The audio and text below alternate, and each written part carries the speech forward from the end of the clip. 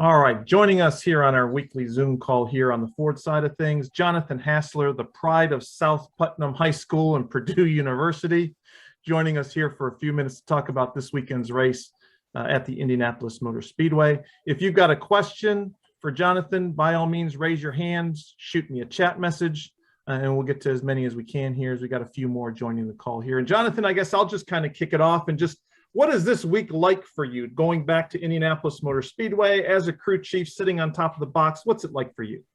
Yeah, honestly, the biggest focus honestly has been, the change to the racetrack and trying to be ready to go and run the road course. There's been a little bit of, obviously, it'd be my first race at the Speedway as a crew chief. Try to definitely take care of my family and make sure they all had the opportunity to go. And I'm not gonna.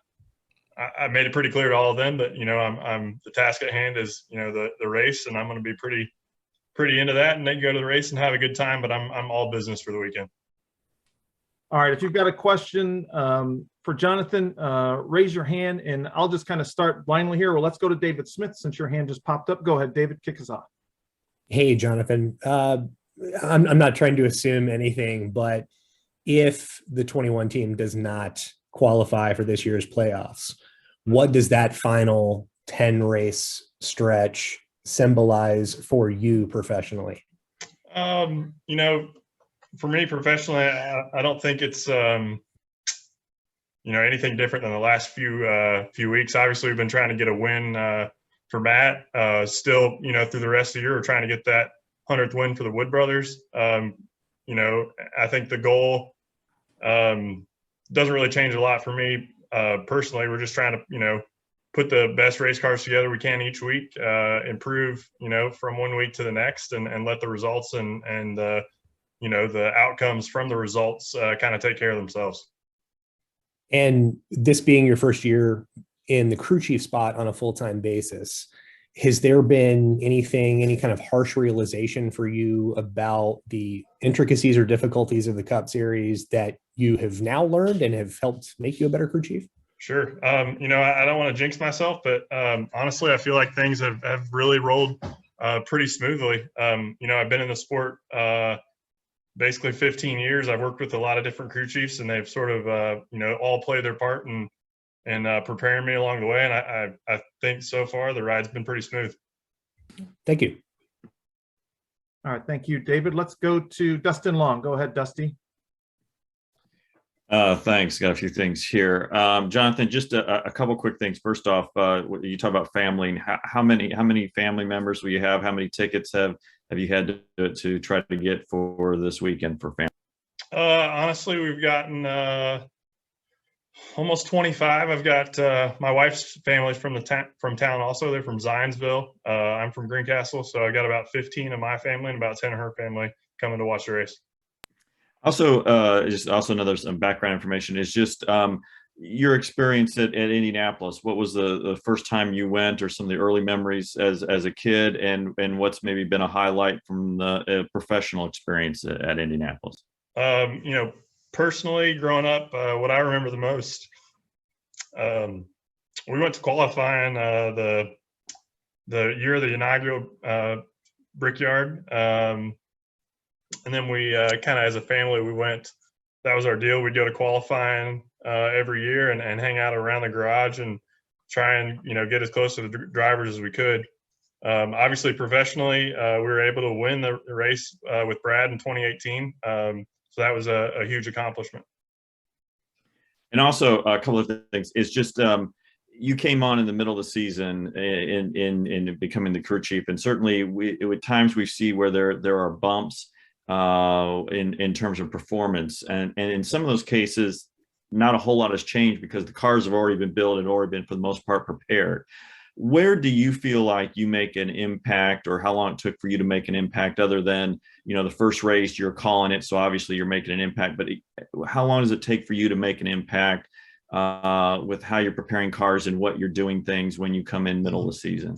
Yeah, to your point, that the race cars are built, the core, I'd say the core of the race cars is built 4 to 6 weeks ahead of time. So there's only so many so much you can change in the weeks leading up to the race. So yeah, I'd say honestly, these next few weeks are really the first cars that I've had some hand on the car, all the way through the process.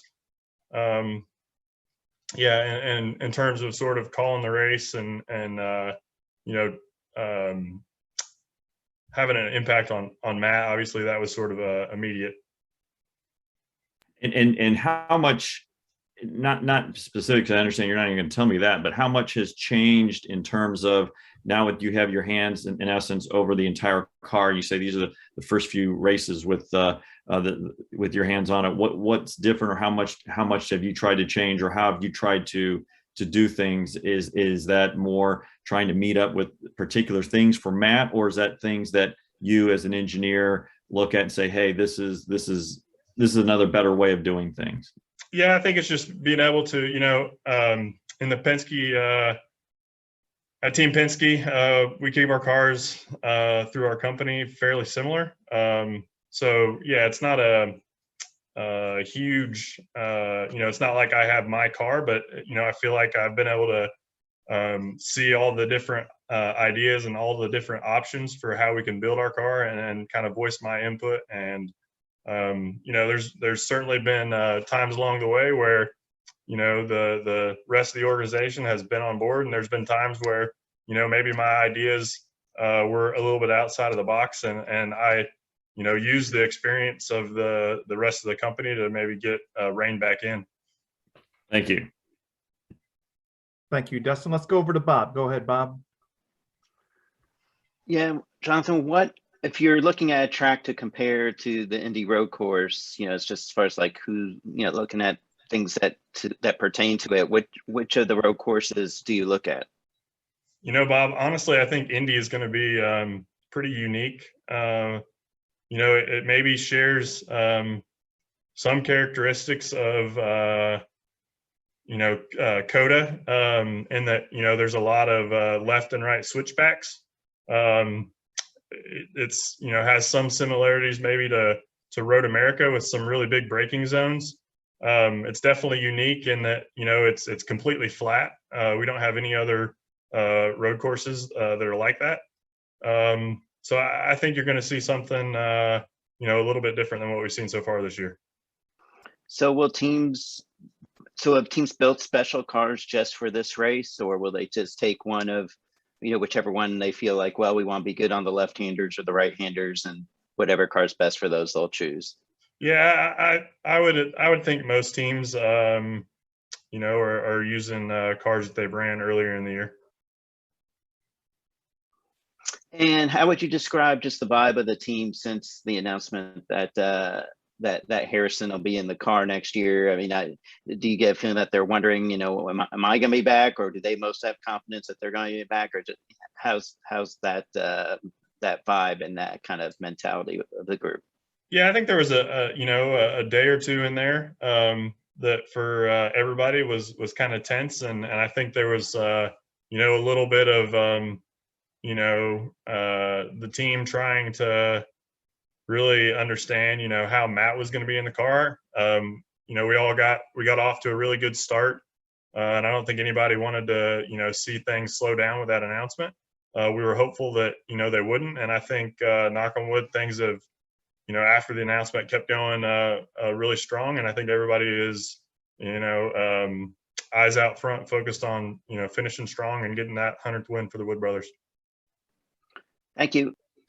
Thanks, Yeah, Jonathan, I'm just looking at it here. The last 4 races, 10th, 9th, 11th, and 11th. It seems like things are, we always hear drivers and guys talk about first you got to run in the top 10, and then you focus on the top 5. And then is that kind of where you guys are at right now? You're just establishing that consistency and now try to improve? That's 100% where we're at. I said it once coming in that I really, believe that that's the case. Top 15, top 10, top 10, top 5, and you're in the top 5, then, if you do it enough times that, things will play out and you'll have the opportunity for a win. And yeah, that's been the approach. And I think we're creeping up on it. All right, let's go to RJ. If anybody else has any other follow-ups or anything after RJ, we'll go to those. Otherwise, we'll let Jonathan go. So go ahead, RJ, you're up. All right. So I know, yeah, like you just said, I mean, there's been some great finishes recently. And I know at the recent road course races, there's been a lot of green flag runs towards the end, strategy, whether it's under green or at, with the stages. And I'm sure with your current situation, the strategy book is always open to kind of do something different, right? Yeah, we're definitely, definitely open to doing something that, gives us the opportunity late in the race for the win. And we're always making moves, even I would say early in the race, hopefully that, might set us back momentarily, but will, put us in the best position to grab a win later. Awesome. Thank you. Just need a little longer rain at New Hampshire there a few weeks ago. Man, we were holding out. It was dark. We were trying to let them know how dark it was, but. All right, I'll give anybody one last chance here. Dustin, go ahead. You got another one? Go ahead. Yeah, thanks. Jonathan, I know that it's same tire this weekend as COTA and Road America, and I'm trying to remember, was there a little bit more fall off at those places, or is this going to be a tire that you don't anticipate much fall off, so that's not going to allow too much strategy play in terms of what can be done? Yeah, I think it's there's a couple of pieces in that equation. There's definitely the tire itself, and then there's the surface. I think Indianapolis has tended to be reasonably abrasive. So yeah, I would expect some fall off. Maybe not the level that we had at Road America. Fortunately, though, we'll get practice this week and maybe have some idea. Definitely have some idea going in what we're going to have. Also, now with this role, I know it's been a few weeks. Did it take you out of any work in terms of anything you've been doing with Next Gen, or has it put you more involved with Next Gen because you're overseeing an entire program? How has that changed looking with that Next Gen car? Yeah, I'd say I've taken a step back in the Next Gen development, but fortunately in the Penske organization, there's a lot of good people, and I'm able to, while I don't have my hands in it directly, I'm certainly able to oversee it or monitor what's going on there. So I still feel like we'll be in a really good position as we transition to that car. Thank you.